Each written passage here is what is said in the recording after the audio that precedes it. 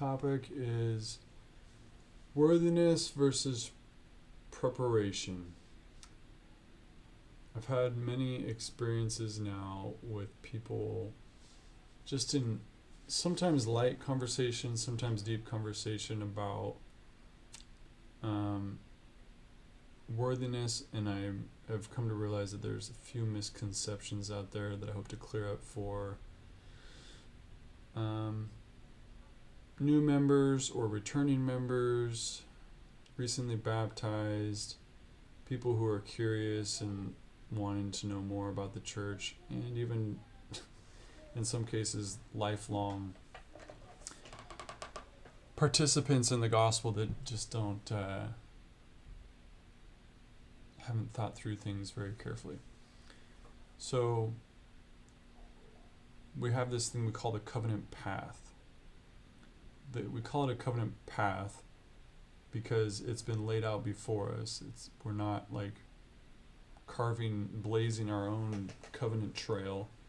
It's the covenant path that we follow, and when we decide not to follow it, we start heading off in our own direction, and then we can come back to the path if we decide. The covenant path begins with the first covenant, which is baptism. That's traditionally how we think about it. And you receive the gift of the Holy Ghost after you're baptized, and then you start preparing for the temple. And preparation for the temple actually begins before baptism. Like preparing for baptism is preparing for the temple. And so people look at those milestones and they start to think about whether or not they're worthy to go from one to the next. They get baptized and then they talk about, well, I don't know if I'm worthy to go to the temple, or I'm coming back to church and I've been working on becoming worthy to go to the temple. And most people, when they say that, they're referring to being able to answer the questions in the temple recommend interview, because you get interviewed by the bishop and then the stake president. They ask you some pretty simple questions that basically amount to, are you following what we believe to be gospel principles and commandments? And if you say, yes, I feel worthy, then they're going to help you get to the temple. If you say, no, there's things I'm going to work on, then they say, okay, well, just come back whenever you think you're ready. And they'll, if they need to, they'll work with you on the different steps to be able to do that. So most people, when they say I'm not worthy, what they're talking about is I can't answer the questions yet. But there are some who can answer the questions and they still don't feel worthy, which is okay. I mean, it makes sense that you would not feel worthy, because most of us don't feel worthy for a lot of things. But there's a difference between being worthy and being prepared. And I have a few examples that might illustrate what I'm talking about. But for example, when you're baptized, the church has a standing policy that you wait a year before you receive your endowment in the temple. And that year is not a worthiness time frame. It's a preparation time frame. It's so that you can prepare yourself, become familiar with the doctrines, learn what's happening in the temple, so that when you go, you understand what you're committing to, because it is a new series of covenants. It's not a worthiness issue because, logistically, technically, the worthiness qualifications to be in the temple are the same worthiness qualifications to be baptized. And the questions in the interviews actually reflect that. They're the same questions. Whether it's like baptism interview, priesthood interview, endowment interview, temple recommend interview, they're all the same questions. And so if you're worthy for one, you're worthy for the others, but you may not be prepared yet. And one of the examples that, one of the times where I learned this in kind of a unique way, I was on my mission and I became aware that in my area there was a husband and wife who were not actually husband and wife. We ate lunch with them, I don't know, every week for like a month before I realized that that neither one of them were members. They came to church and they participated, but not in like traditional ways. But they weren't members. And so one day I was like, "What's going on? Why aren't you guys members? Like, what? Do you need lessons? Like, we're here. Like, why don't we just teach you?" And they're like, "No. That's not how what's going on." The husband was an excommunicated member of the church. He had been excommunicated like 15 years before that. And the wife was just a non-member, never been baptized. And they couldn't get baptized because they were not married. So they were living in adultery or fornication, whatever. They were not obeying the commandments of God. And they couldn't get married because he did not have a civil divorce. He just had like basically a separation. And you know, where I serve my mission, there's it's not as clear as it is in the United States.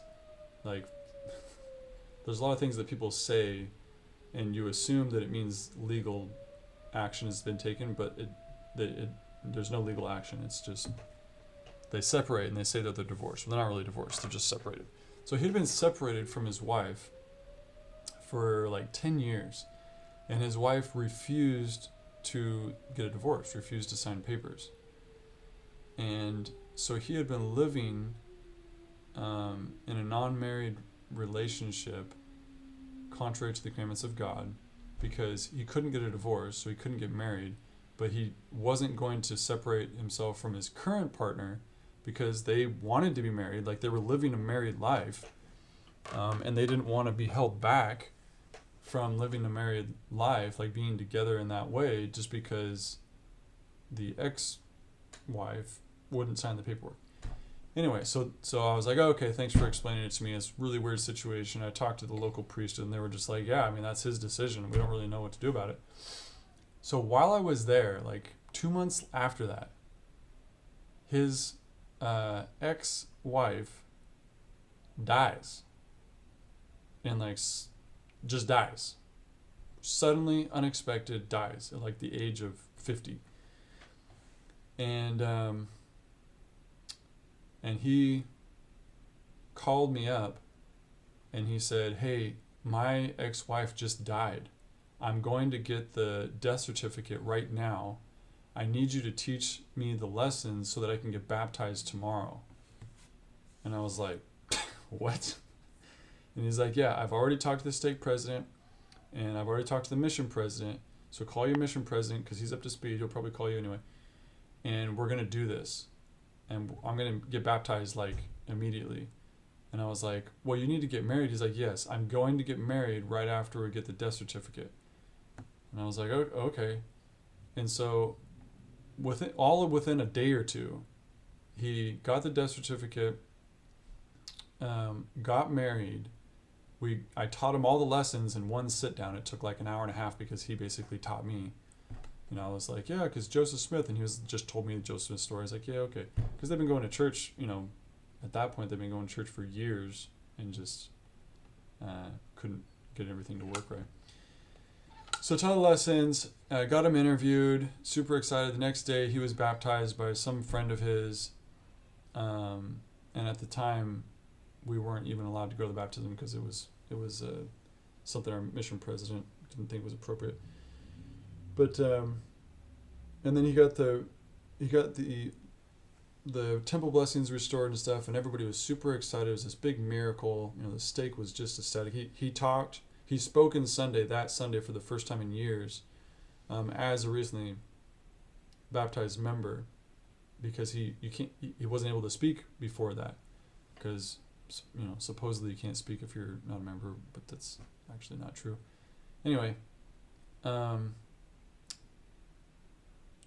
he had been prepared. He just wasn't worthy. And then as soon as the worthiness changed, all of a sudden, there's no time period, there's no waiting, there's no like, oh, we gotta like only teach one lesson a day. Or no.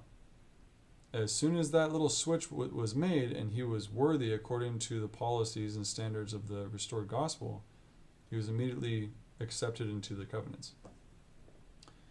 So most worthiness issues are a decision. Sometimes it's a behavior or a process or an action. You got to work with somebody like in a divorce case or whatever. But most people who say they're not worthy, what they actually mean is that they're not prepared.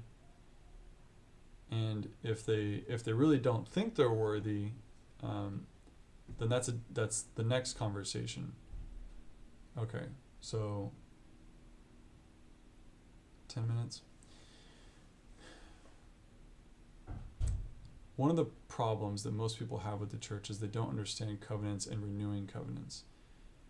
And to try and be a little bit more brief with this part of it, when you take the sacrament, you renew every covenant that you've ever made. When you say, I'm going to keep the commandments, what you're saying is, I'm going to keep the covenants. And covenants are commandments, commandments are covenants. That's why tithing, the commandment of tithing comes with promises. The commandment of word of wisdom comes with promises. Like they're very, very similar. And there's no such thing as renewing some covenants but not others. Like let's say that someone in theory felt worthy to take the sacrament but not worthy to participate in the temple. So they only want to renew the temple or the baptismal covenant but not the temple covenant. There's no way to do that. And I've actually had long-standing members of the church. I've asked them how do we renew the baptismal covenant? They'll say sacrament. How do we renew temple covenants? And they say by going to the temple, which is not true. It might be true, like you're recommitting to that when you go, but that is not how you renew the covenant. Because when you go after the first time, you're going for other people. You're not going for yourself. The sacrament is the only ordinance you're doing for yourself after you've received the ordinance. You're renewing it for yourself. When you go to the temple after the first time you've gone, you're performing those covenants for the first time for somebody else. So you're not renewing the covenants when you go back to the temple. Which makes sense if you think about it. Like the pioneers, when they came across, received their endowment, and then the temple was destroyed. So how did they renew their covenant? They didn't have a temple to go to. They renewed their covenant through the sacrament. And this is how we can do work for the dead, is because we're not worried about renewing our covenants in the temple. We can do their work in the temple and then renew our covenants on Sunday, or when we take the sacrament. And people get confused with that one of they think I renew my covenant by going to the temple, so if I don't go to the temple, I'm not renewing that covenant, which makes sense because I don't feel worthy to renew that covenant, when they're actually renewing the covenant when they take the sacrament. And so if somebody truly is not worthy to participate in the temple, technically they're not worthy to participate in the sacrament. And that's why when those situations comes up, that's what the bishop asks you to do, is abstain from the sacrament during a time of which you're trying to figure things out. Because if you're not worthy to renew one covenant, you're not worthy to renew any covenants. And even worthy, you're not ready. Like if you're not taking it seriously, if you've still got things to figure out, then you don't participate in the sacrament. It used to be that you could not decide on your own to stop partaking the sacrament.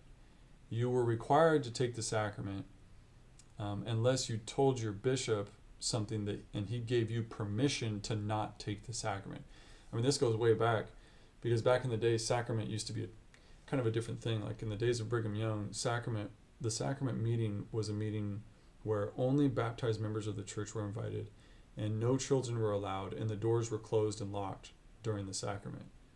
So it was a very closed session, and you could not abstain from the sacrament unless you had permission to abstain from the sacrament. So it's just interesting how people kind of come up with these cultural understandings that are just not doctrine at all.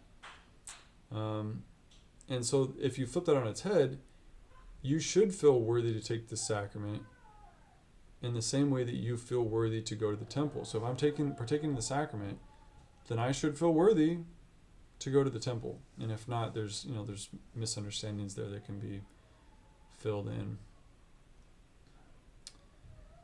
All right, let me see if I'm catching everything that I wanted to catch. 16 minutes, that's not bad. The other thing that I think is interesting, like the example that I gave, is that baptism is a temple ordinance. We know that because we do baptism for the dead in the temple. And if you're on the other side of the veil, if you've passed on, you could have your work done all in 1 hour. Well, 2 hours, I guess, technically. You could get baptized, get confirmed, get the priesthood, go through the initiatory, go through the endowment, get sealed. Like you go bam, bam, bam, bam, bam, all in one day. And if you have been prepared properly, then you can partake in all of that in one day.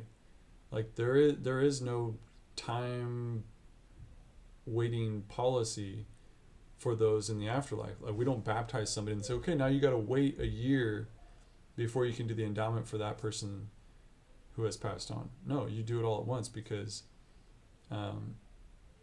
it's not a preparation issue. It's not the same preparation issue as it is a worthiness issue. So yeah, I just think that that's interesting that we just conflate all of these things together and without being careful about it, and it creates a little bit of confusion at times. All right, I think that's pretty much it. Hopefully that helps some people who are wondering about worthiness and preparation. And if you're wondering more about how to prepare, there's a lot of material out there, old manuals and instruction, and talk to the older people that you know in your ward and stuff about how to prepare for the temple, because it does make a huge difference to prepare for the temple. But the worthiness part of it is a decision. Like reading scriptures doesn't change your worthiness, it changes your preparation. Working on an addiction changes your worthiness. It doesn't necessarily change your preparation. So those two things have very specific behaviors and actions associated with them that don't have a lot of overlap. Saying your prayers every day is a worthiness, like you're praying to prepare and become worthy.